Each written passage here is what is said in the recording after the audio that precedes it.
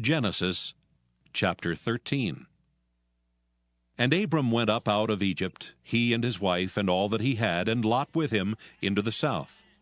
And Abram was very rich in cattle, in silver, and in gold. And he went on his journeys from the south even to Bethel, unto the place where his tent had been at the beginning, between Bethel and Hai, unto the place of the altar which he had made there at the first. And there Abram called on the name of the Lord. And Lot also, which went with Abram, had flocks and herds and tents. And the land was not able to bear them, that they might dwell together, for their substance was great, so that they could not dwell together. And there was a strife between the herdmen of Abram's cattle and the herdmen of Lot's cattle, and the Canaanite and the Perizzite dwelled then in the land.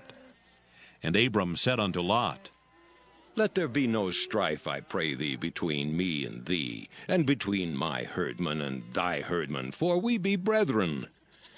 Is not the whole land before thee?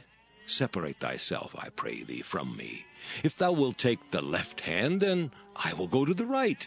Or if thou depart to the right hand, then I will go to the left. And Lot lifted up his eyes, and beheld all the plain of Jordan, that it was well watered everywhere, before the Lord destroyed Sodom and Gomorrah, even as the garden of the Lord, like the land of Egypt, as thou comest unto Zoar. Then Lot chose him all the plain of Jordan, and Lot journeyed east, and they separated themselves the one from the other.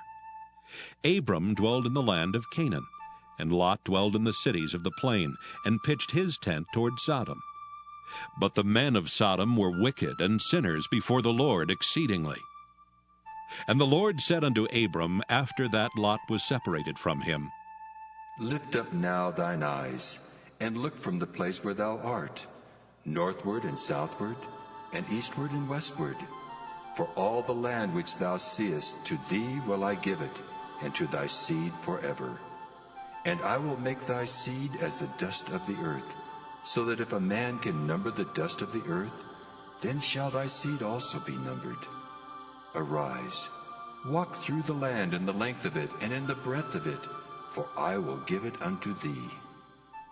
Then Abram removed his tent, and came and dwelt in the plain of Mamre, which is in Hebron, and built there an altar unto the Lord.